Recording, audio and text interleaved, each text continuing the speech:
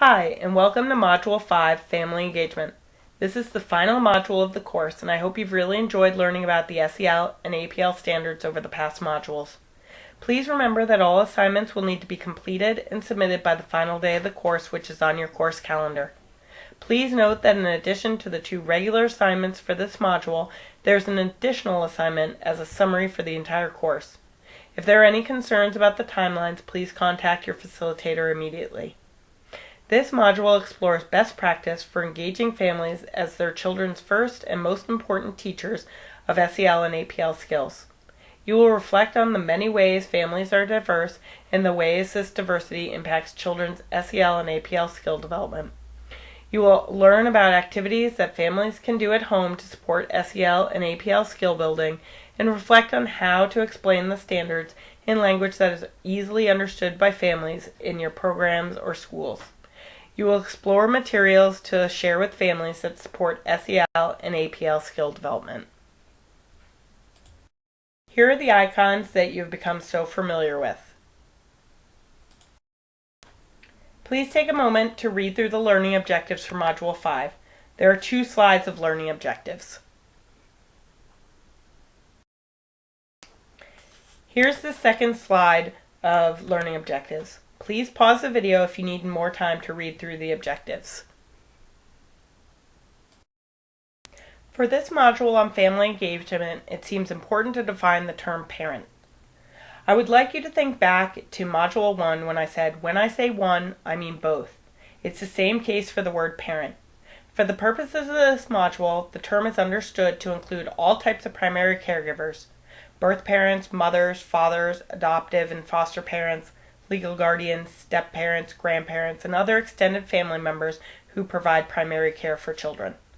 To clarify, though, when I am using the word parent, I am including all of these types of caregivers. For the purposes of this course, I will be defining family as the closest relationships that a child has, customarily thought of as the mother or father and siblings, but often including foster families, grandparents, and others who are significant in the child's life. It's important to note that there are others who are significant to the child but don't necessarily need to be related to or living with the child. Examples might be a non-custodial parent, an incarcerated parent, the mother's live-in boyfriend or the father's girlfriend, family friends who live with the family or visit often, etc. In order to have greater empathy for families about their experiences around SEL and APL, it's important to have an understanding of your own experiences with SEL and APL. Module 3 addressed the importance of adults' SEL competencies to enable them to model those for children.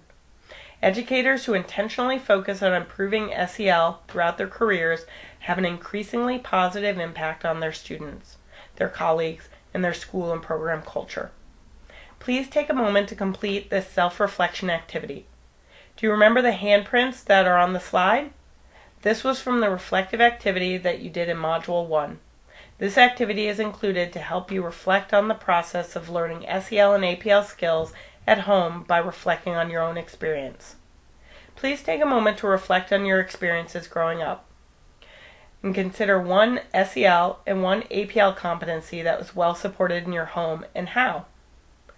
Then reflect on the SEL and APL competencies that you are still developing in your journey of lifelong learning. Which has been the easiest for you and which has been most challenging? This slide is about the many ways families are diverse. Reflect on other types of diversity that are not listed on this slide. The reason this list is important to address when discussing family engagement is that all families should be seen, accepted, included, and welcomed in an early education program. It's important to remember that families may also be affected by different aspects of diversity. For example, the youngest child is babied by the family, a parent is often absent at home because he or she is working multiple jobs, etc. Please note that this connecting to the standards slide is different than those in the previous modules. This is the family-friendly version of the connecting to the standards. You can find all of the SEL and APL standards have been translated into family-friendly versions in your booklet 2 for this course. Those versions will be referred to throughout this module. In order for a child to recognize and respect diversity and demonstrate respect for others, the adults in his or her world need to model this type of respect and provide opportunities for him or her to experience and explore the similarities and differences between people. Margaret Mead defines culture as the whole complex of traditional behavior which has been developed by the human race and is successively learned by each generation. It can mean the form of traditional behavior which are characteristics of a given society, a group of societies, certain race, or a certain area, or a certain time period. Cultural variations may affect children's work styles, including their comfort working independently or socially, and it may affect children's distractibility or ability to focus. Such variations must not be perceived as deficiencies, but as equivalent strategies. Variation in approaches towards learning within and between cultures must be respected in order to enhance and not discourage children's engagement. This slide gives examples of ways children and parents interact around learning in 3 different types of cultures. Take a moment to review them. Please revisit the handout from Module 1 that contrasts individualistic and collectivistic cultures, which you can find on page 9 of Course Resource Booklet 1. Thinking about this APL standard, APL 5, how might a family support for the standard look different in a family that more highly values individualism as opposed to one that more highly values collectivism? One possibility might be the individualistic family might encourage the child to get his or her own needs met in groups and when conflicts arise, for example, standing up for herself. And the collectivistic family might encourage the child to set her own needs aside in order to meet the needs of others in the group. This child might tend to be more conflict avoidant. In order for a child to learn to cooperate with others, educators and parents need to support, guide, and give opportunities for the child to practice the skills. Learning to cooperate is a gradual process, and children's ability to cooperate will vary with the situation, how they're feeling, tired, hungry, hot, ill, and past experiences. That's why it's important to notice and praise efforts to cooperate, not only successes. We've talked about the diversity of different families and accepting families for who they are. Now we'll move into engaging them. This is the definition provided by the standards booklet. Reflecting on this definition of family engagement, is this the way you would define it? Is there anything else that you would add to this definition? There has been a changing tides in terms of engaging families. In the past, the onus was on the parent to meet the needs of the school, the parent involvement model. Now it's about partnering with families, engaging with families. This comes from the recognition that outcomes for children are far better when families are engaged. This slide and the next lists the ways that the 2 models differ. A very interesting article and model from Education Week can be viewed on Blackboard under Module 5, Resources Module 5. This model describes moving from what is called a fortress school, which talks about failing schools because the parents are failing, to a partnership school, which is successful because of partnerships with parents and ultimately helping the children succeed. Head Start is an example of a program that fully embraces the family engagement model and has a lot of good family engagement resources. The idea that educators had in the past, traditional parent involvement models, are being replaced with a more responsive partnership model. The current research tells us the how and the why family engagement is essential to SEL and APL development. For the blue bubble, it's important to note that ages 3 to 6 was the age range of the research in the blue bubble on this slide, but it applies to SEL of children from birth to 6 as well.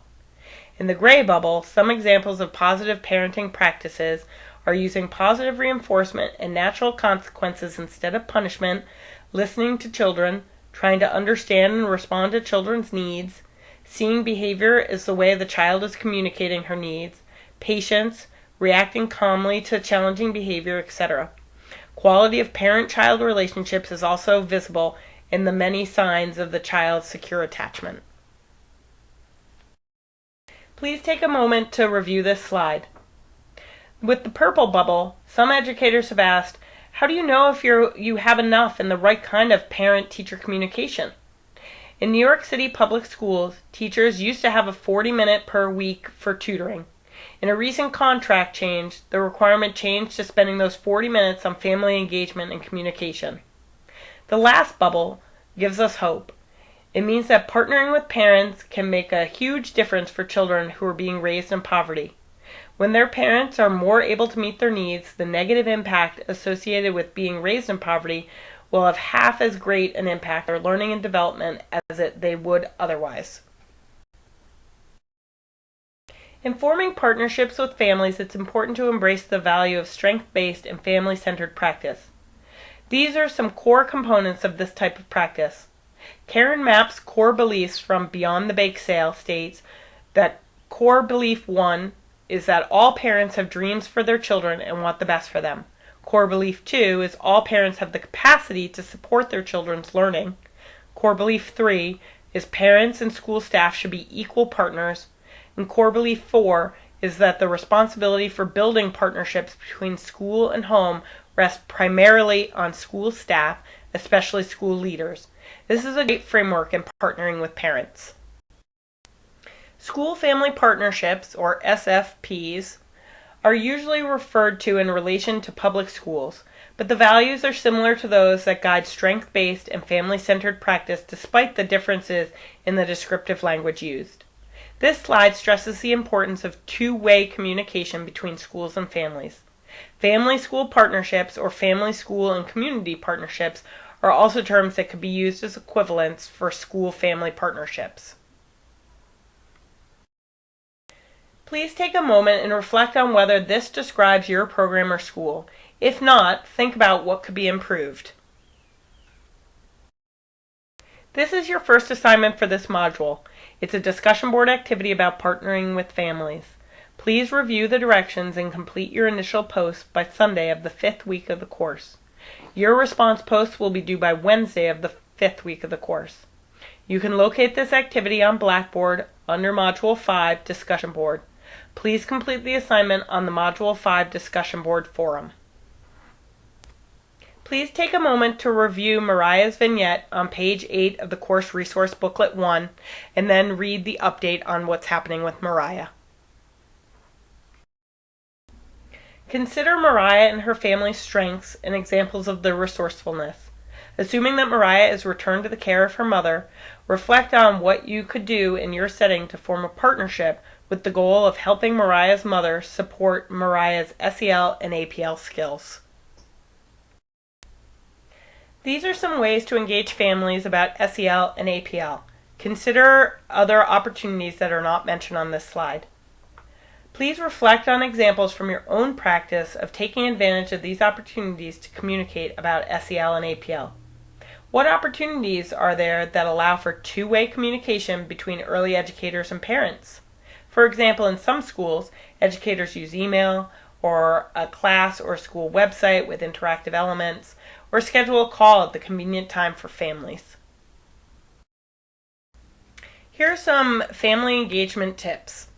You can also find these on page 16 of your Course Resource Booklet 1. Some additional tips are, try not to get more invested in specific outcomes than the family is. It's a recipe for frustration and burnout. Consult with a colleague or supervisor if you need help identifying the family's strengths and resources. Family members may need you to initiate contact, and sometimes you'll need to be patient and persistent before you are able to connect. Do not assume that they're uninterested if they do not respond to your early attempts to contact them.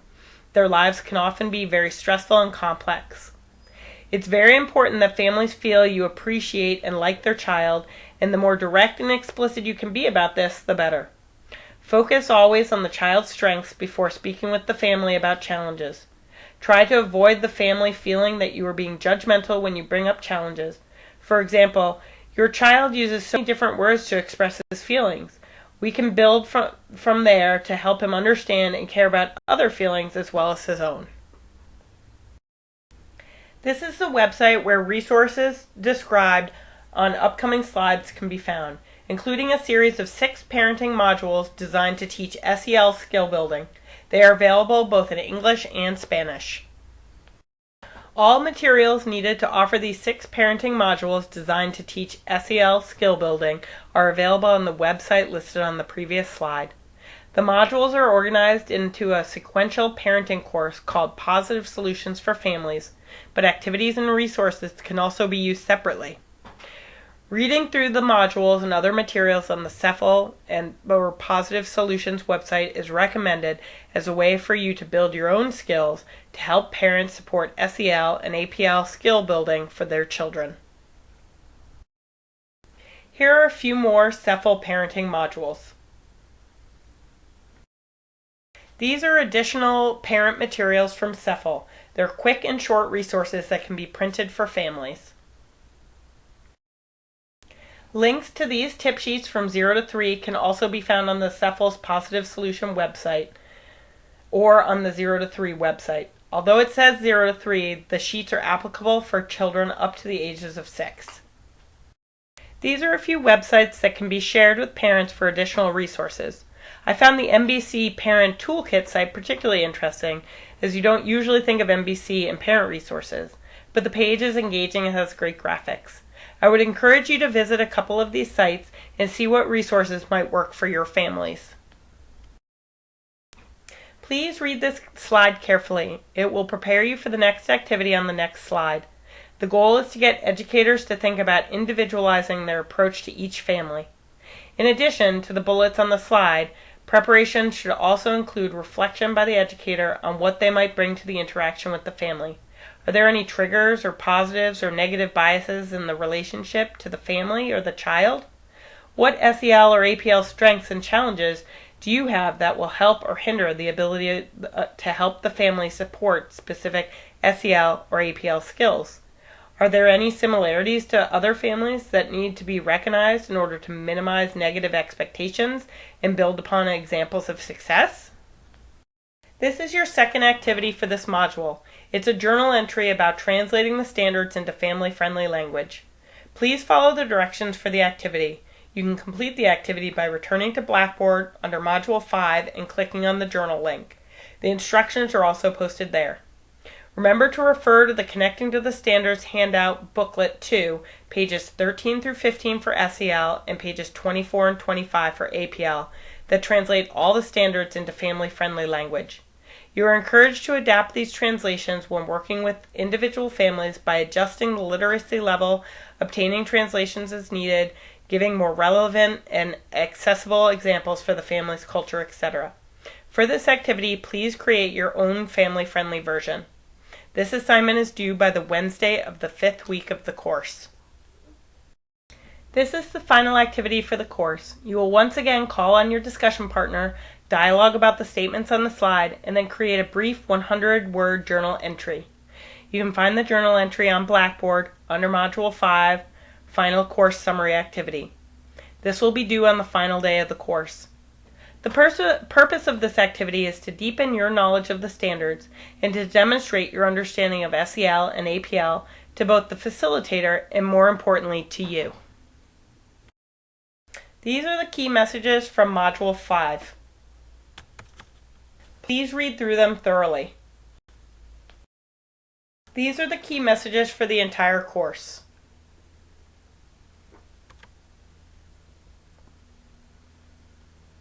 They will also be covered in the conclusion video of the course along with other information in the video.